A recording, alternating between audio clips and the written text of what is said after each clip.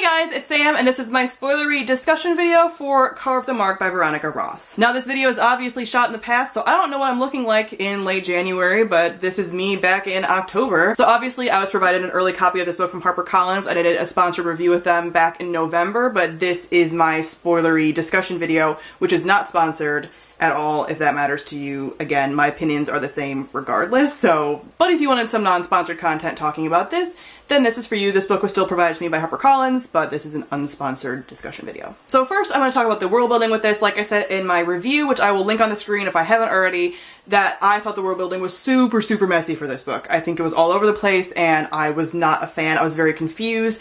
I'm not sure if having a map would have helped, because obviously with this early copy, we didn't have the map art in there, but I still don't feel like the map and like seeing where things was really the problem for me. The problem for me was that I didn't understand this whole current thing and how it affected things, and like some of the abilities and stuff. Like, how is it an energy field, and how does it impact things, and like, what do you mean it gives people gifts, and like, how do those gifts work, and like how, so it kind of seems like it's like this genetic thing and you just come into it at a certain age, but how does the current do that, and like, and then the other element was like, is this our world or our galaxy or universe in the future? Like, was Earth ever a thing, or is this like a fantasy world? So I kind of took it to be like a fantasy sci-fi amalgamation, but I don't know if that's how it's supposed to be at all. We didn't have any kind of hints of Earth or like the past or anything like that, so I kind of feel like it is like a fantasy sci-fi world, but again, I'm not sure, and I feel like I should be sure. One thing that only slightly bothered me, and I didn't mention in my review because it didn't impact like the star rating or anything, but I feel like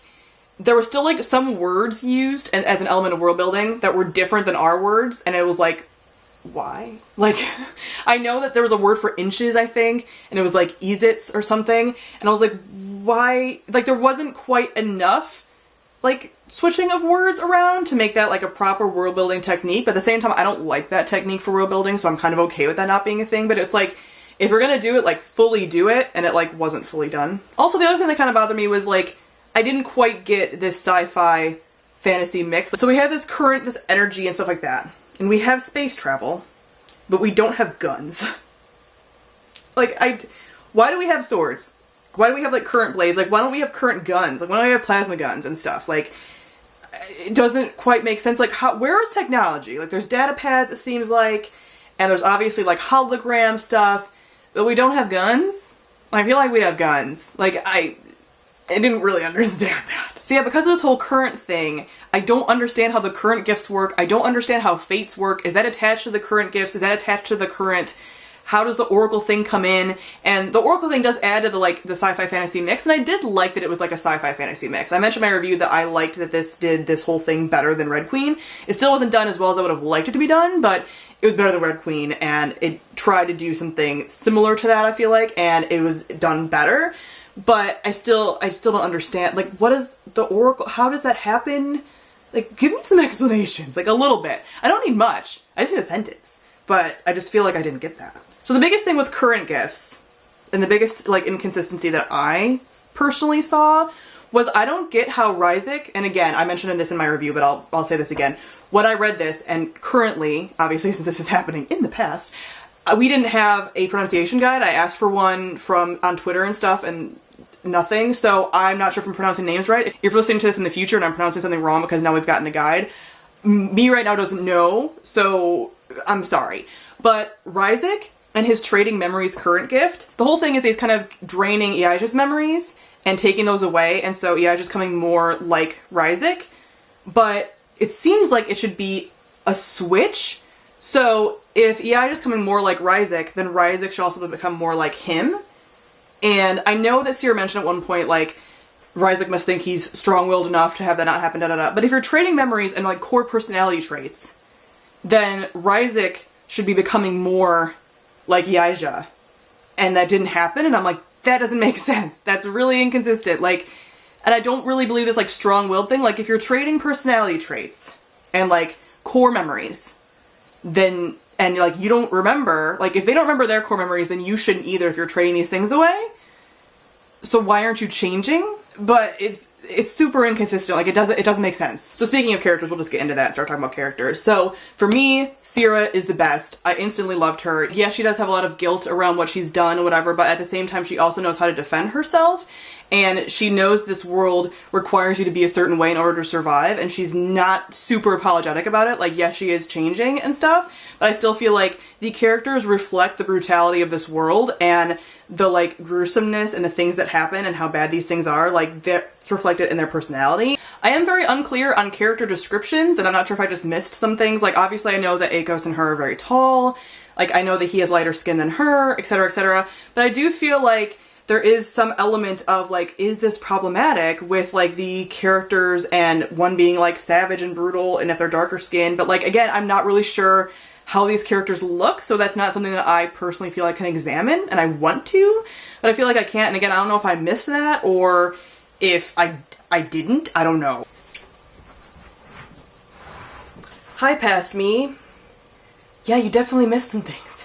So I'm here to talk about some more things present day related. Obviously, since I filmed my discussion video, a lot of things have come out about this book. This book has been the talk of the town as far as discussions about diversity and everything else. So you guys are probably really familiar with stuff, but I'm also going to link a bunch of people who know way more than me down below that have talked about it, written articles about it, been very vocal about it, talked about it on Twitter, done all that stuff.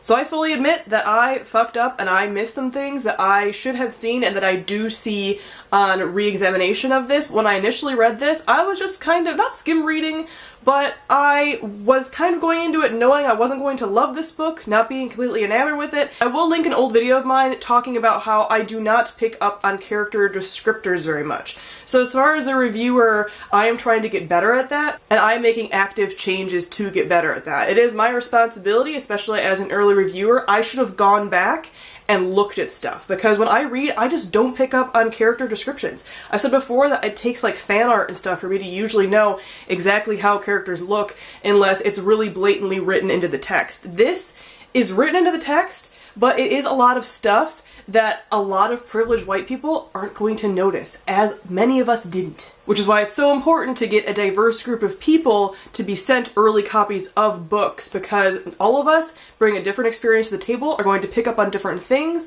and that's just the nature of book reviewing in general. But when I was saying earlier, right after I read this book, before any of the controversy came out, I thought maybe there might be some issues. But I wasn't nervous to say anything, not because I was being paid, but because I was kind of nervous about being wrong. And I didn't have a lot of people to go off of because obviously there wasn't anybody that had really read this book. We were all reading it at the same time as this early bunch of reviewers.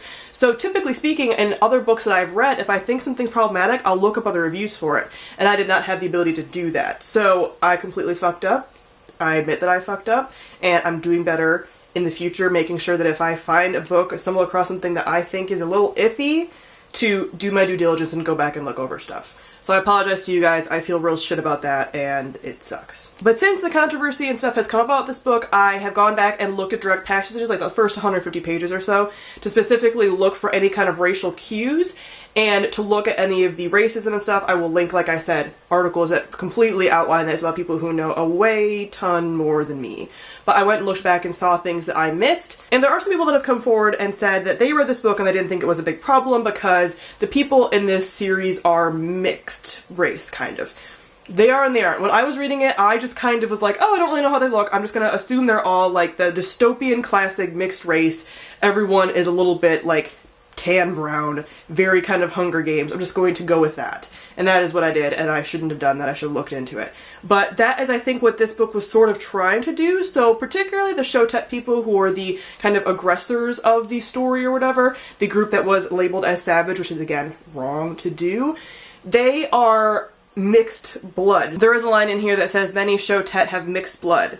So that comes up a lot in that people can look very different even within the same family. So Sierra, our main character, says that she has like a medium brown skin tone. She says that in that same line actually, and she's kind of looks mixed race. Then her brother, Ryzik, the antagonist, the villain of the story, he is tall and light-skinned, pale as a corpse, and I believe blonde, although I haven't been able to find like what he looks like, but I've seen some fan art now that's come out that looks like he's blonde. Again, I don't know, it's so vague.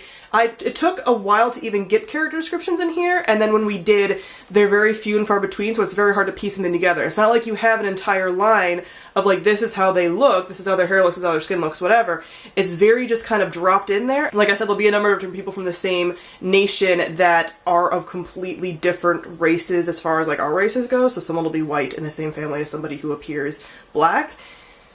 It's messy, but it still is a problem because obviously we have the main characters, the girl from the aggressive side, being coded in a mixed race, mostly kind of black way, and then we have the main guy being coded in a pale, you know, peaceful white person kind of way. Do I think that Veronica Roth intentionally went out there trying to be super racist? No, but this book is definitely a result of our institutionalized racism in society. I've also noticed since going back and reading a lot of stuff and other people also pointing it out that a lot of the racism isn't necessarily this blatant in your face. Obviously not everybody on the bad side looks black, and not everybody on this side, the good side, looks white. Like there's definitely people on this side that are also supposed to be people of color, etc., etc. Problem is, this side is majority kind of looks people of color like, and this side looks majority white, especially when you're having these main characters, right? Not to mention that we also have a lot of coding that, again, I didn't even pick up on until recently when people started talking about it, that is definitely racially coded. For example, Carve the Mark, with them carving into their skin, is a tribal cultural thing.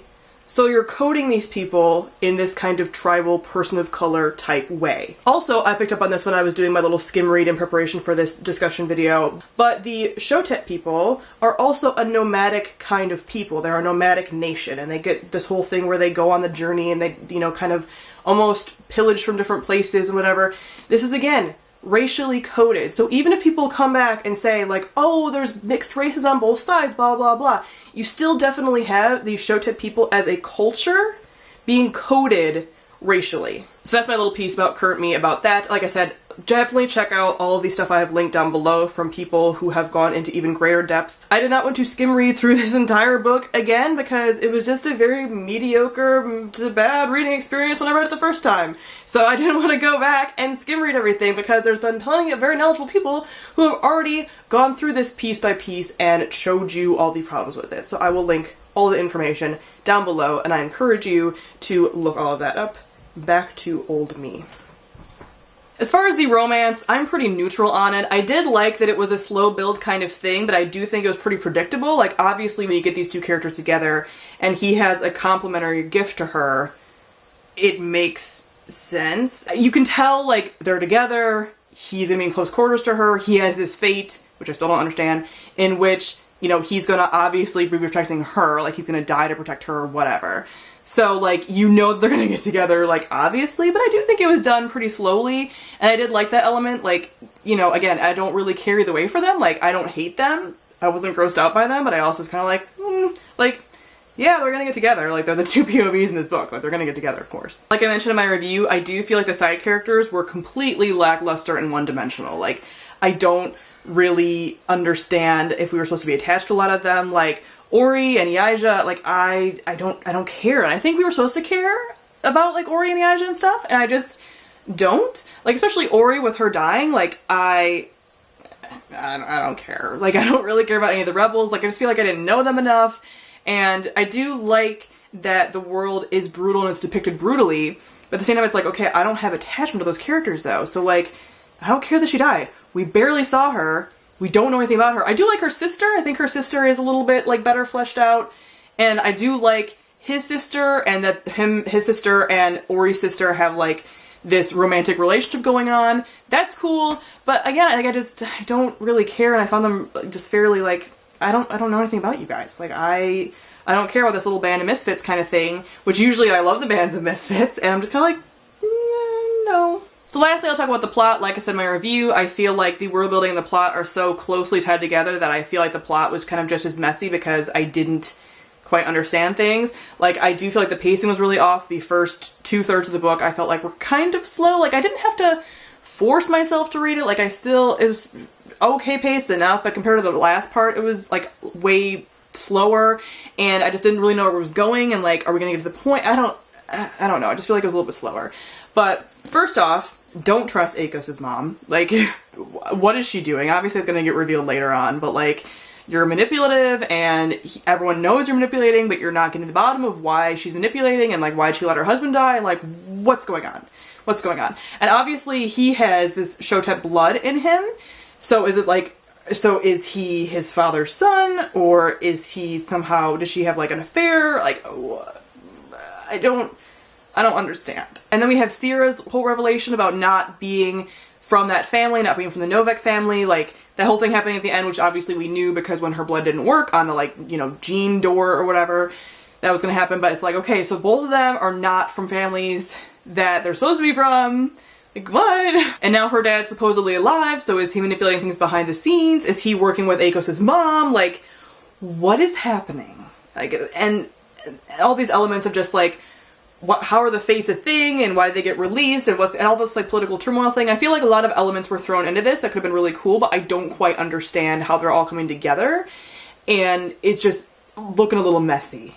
So as far as the world and the plot, I do feel like it started to tick up during the Sojourn, and then after that I started to get a better picture of the world and what was going on and stuff. And like I said, there are a lot of elements that could be really cool with this. You know, we have this bigger galaxy, we have a lot of planets, we have a lot of political stuff. But I feel like with the duology, we don't quite have enough time for all of that. So there's all these elements that I feel like I would enjoy, and it has a lot of potential, but I'm feeling right now that it's not quite meeting that potential. So comment down below, let me know what you thought of Carve the Mark. Thank you all for watching, and I'll see all of you guys soon. Bye!